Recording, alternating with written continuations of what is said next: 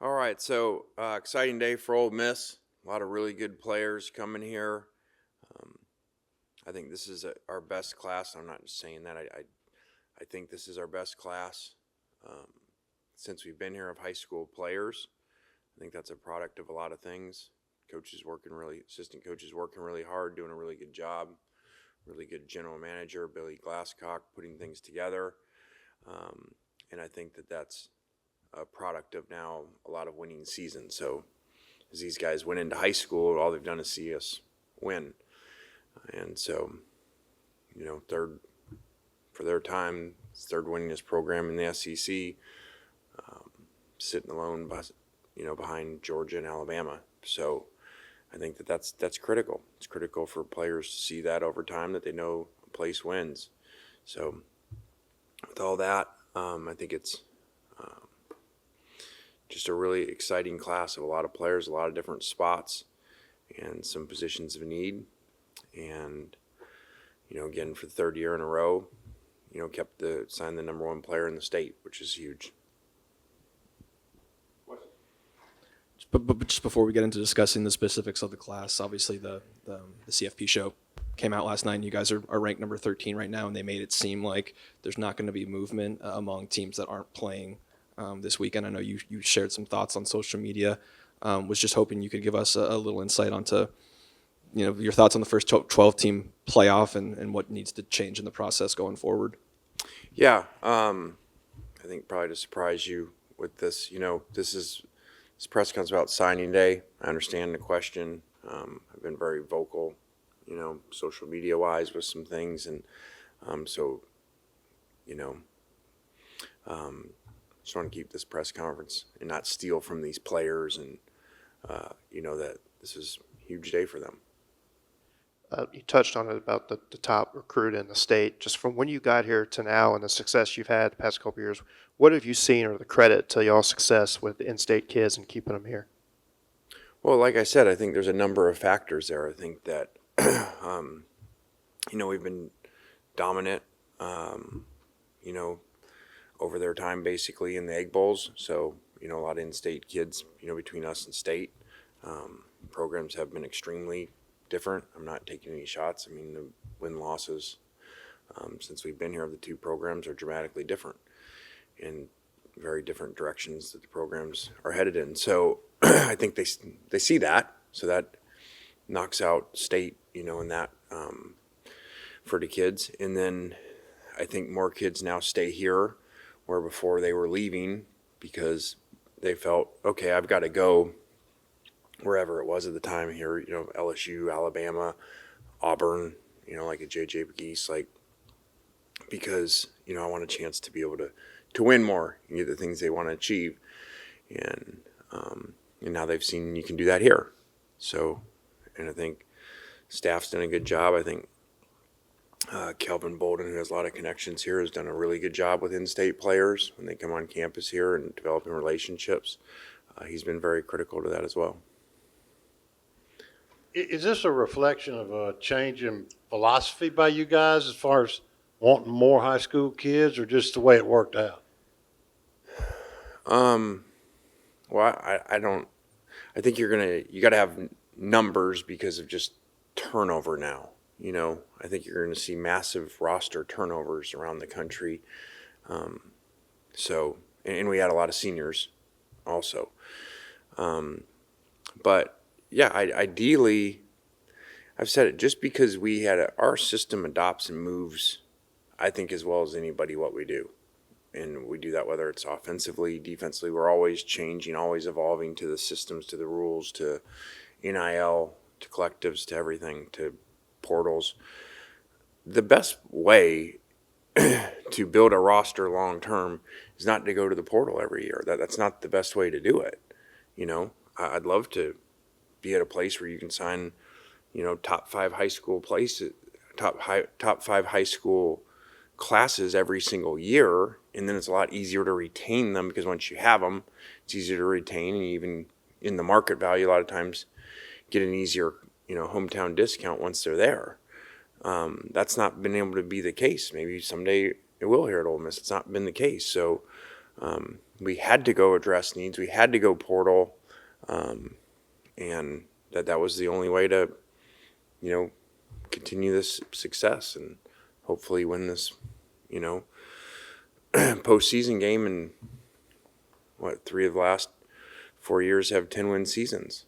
We gave the list to the players the other day when we were talking about, not in the playoffs, the value of a bowl game and winning a 10th game. And I don't have the list here, but the names of teams in the last 3 or 4 years that have won 10 wins, they're all your national name brands in Ole Miss. So that's pretty exciting. Caleb Cunningham. Caleb Cunningham continues the streak of in-state kids. I guess just what do you like about his game in specific, and how much of an instant impact could he be next year? Yeah, he could be huge. That was that was really big. He's a great player. That at one point obviously looked like he was leaving the state and got him back. And great kid, great family, and in a position of need next year with losing so much there. So we have very high expectations for him. Currently, no quarterback in this class. Is that something you're going to keep an eye on, or are you happy with where things stand, or maybe something you'll look into with the portal as well? Yeah, I think we're, as you guys know, but we're kind of new age in analytics and salary cap and roster management. And I think a lot of people just still kind of do the same thing. We got to sign this many people at this many position and, pay them whatever it takes. And I've said now for 2 years, I think you got to be really careful with that with high school quarterbacks, in my opinion. So, sometimes we're on a guy and, the price gets too high. And that's the world we live in now. And you got salary caps. And I just think when you put a ton of money into that, it's just such a transfer position that usually doesn't play in year one. And look around the country, what you're about to see coming up here, you're going to see a lot of these high-priced guys from a year ago go in the portal. So they just blew all that money. So in my opinion, once these guys, or one that we're recruiting, the price goes too high and the other school wants to pay him all that, it just doesn't really fit in the salary cap model of retention over time. I'm curious, and you brought it up, most people don't even talk in these terms, but is the price tag higher in the portal or on high school guys? Does it vary by position? It varies by everything, and whatever it's worth, I've said once the revenue share was coming, and now that people know, even though they don't technically have the money right now, they're going to operate like they do in this portal, and I think you're going to see, outrageous prices in this portal. It's great for players, but I think you're going to see guys get paid way more than you could ever imagine, because now everybody has this money that they leave coming in. And again, there's no structured system, not like the NFL where people really, everybody got great general managers and have this nailed how to do it. And you're going to have people that say, okay, well, we got to get a player, so here's the market value, but we're just going to go pay double, or some donor's going to jump in. Or a coach can be on a hot seat and, overpay a player. So these portal guys are going to make unbelievable amounts of money. Now, that's just my opinion and what I think is already being floated out there to these kids. What I know is already being floated out there. To follow up on that, you're right. You guys that's kind of been your identity, your ability to adapt to the different systems and stuff. So are you operating now under the assumption that revenue sharing will be in place for the 2025 season, or is there any chance that people make that assumption and it doesn't come to fruition and it's more difficult to manage at that point? No, I think that's happening, unless there's, more than me. I think that's happening. I just don't think the people are going to have the money till like July. So they got to figure out there's a gap there. So, but no, I think it's definitely coming, and I think that's what people are operating on. I know it's what people are operating on, and why these prices are going where they're going for these kids that are already, they're not even in yet. They're going to be in here but what's being told to them, whether it's our kids by their schools already, are numbers that no one's ever heard of for players that haven't even been great players.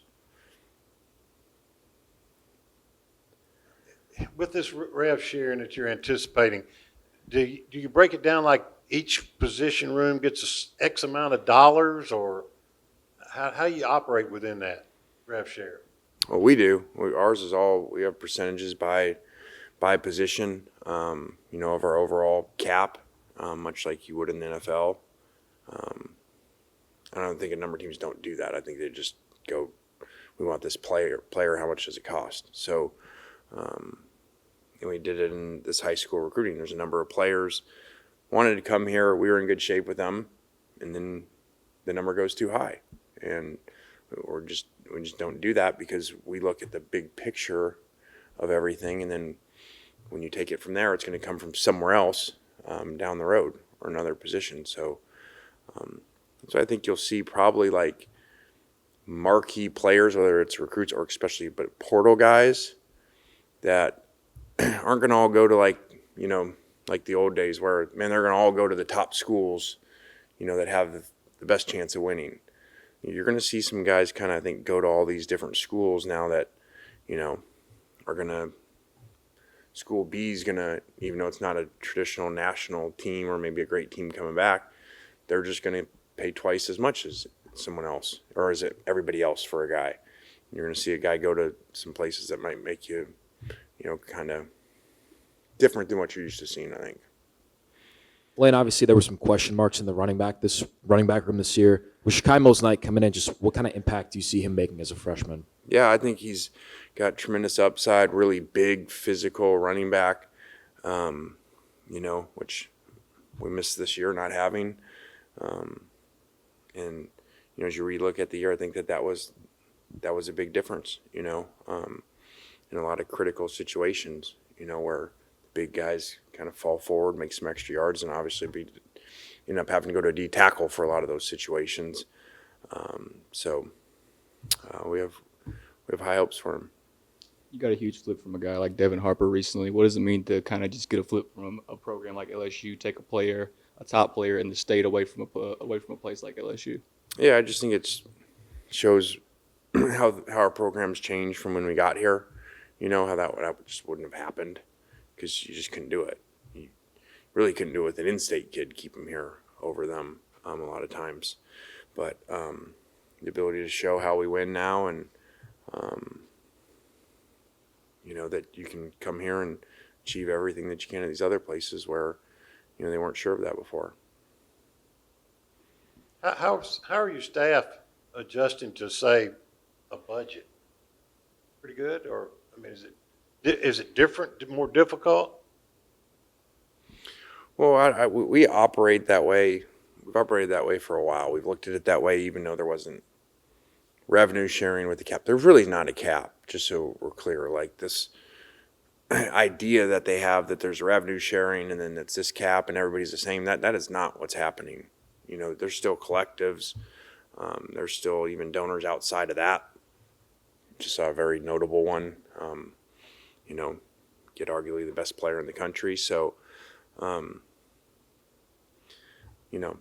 think that this is like the NFL where it's figured out in this revenue sharing. There's a cap and everybody's equal. That's not what's happening. Just sounded good when they presented it to people, I think. Going off of Harper flipping, but just the offensive line in general, I felt like a position of need heading into next year. Do you like how y'all are starting off with rebuilding that room? Yeah, I think that these are some really big linemen that have huge upside. More traditional, big-time SEC type of linemen. So that's really good because sometimes when you have undersized guys, you can only take them so far. I promise this isn't to try to trick you into a playoff question, but I'm curious here. Obviously in the SEC, you got a lot of programs that are really dedicated to trying to win at a high level, the collectives that'll be on top of rev share, right? So is that going to create even more parity in the league where it's going to be harder to avoid having 3 and 4 loss seasons, which apparently keep you out of the current playoff format? Yeah, I think that what you saw this year in the SEC, and the amount of multiple loss teams and 3 loss teams, I think it's going to take a little bit of time for fans to get used to that's what's going to happen. I think that, with bringing Texas, Oklahoma, with the ability of portals, so even when your rosters are good and they're coming back, and people pluck guys off of that, and so some of these teams, that were traditional. Let's just take Georgia, for instance, like they lose a great linebacker, like the stuff that before where they could kind of just keep the collections, like the old Alabamas, they're getting plucked too because of their backups. So, like there's a linebacker there and he's playing at Kentucky. So I think that this is probably what you're going to have to get used to as fans, teams having multiple losses in this conference. And you kind of tricked me into it. It's why it's just different. It's just totally different. And these comparisons of other conferences and ACC and Big 12, I mean, it's just like, you might as well be in different leagues, not conferences, different leagues. Like here's the NFL, here's the SEC, here's those few Big 10 teams, and then here's everybody else. So you're going to see it in the draft. It'll be different, like it always is with the SEC, the amount of kids drafted out of here and there. And so it's really a bad system. Here you go. You got me going. It's just a bad system. It's a bad system. And you got people in there in place of it. And I don't know, they gave me the list of the coaches today. Any of those coaches ever been down here in the deep south into these stadiums and played in these games that are on this? So how do they even know? How do they even know what it's like to have to go win in these stadiums, in these places, and on the road of teams that they say, well, these teams are 500 teams, and then we have, the week where the 3 favorites all lose on, the senior day and night in 3 of the hardest stadiums in America to play. It's much different than where these other conferences go and play their, 6-6 teams that they got to go play, or 5-5 teams at the time. Just totally different. And you got to get up for it every week. It's a lot easier when you got to get up for 2 games a year, to get your team up. Just generally speaking, how does this recruiting class impact or affect what you may or may not be looking for in this year's portal cycle? That was a great job, by the way. You completely got me off of my goal here. No, that was good. I like that. I would have done the same thing. What was the question?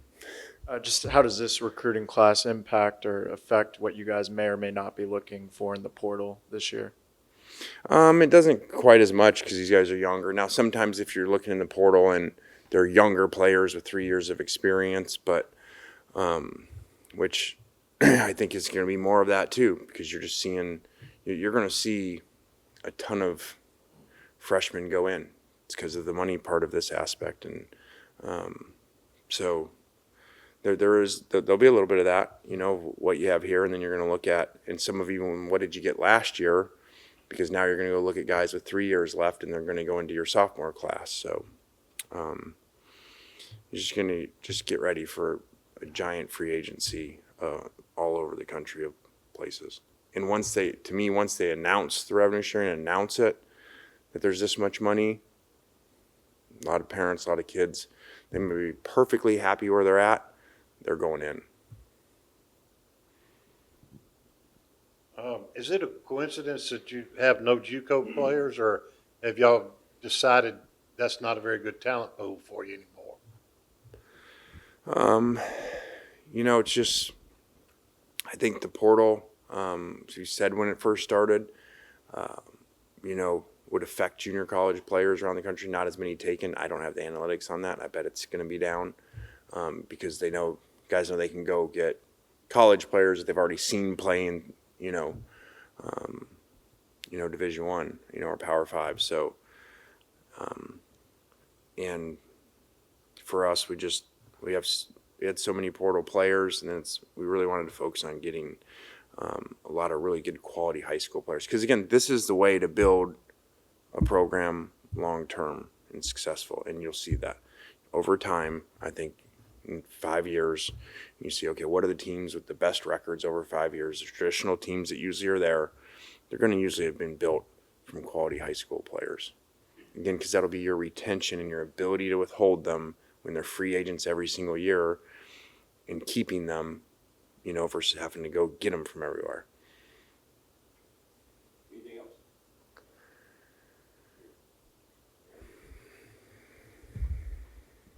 Yeah, just on Cunningham, back to him real quick. He was very complimentary of you when he was signing, and it, like you said, it's not easy to flip people from Bama or SEC powerhouses. What, just could you speak to your relationship with him and maybe what the journey's been like to land him a little bit? Yeah, he's been here a lot. You know, like I said, great family, great kid.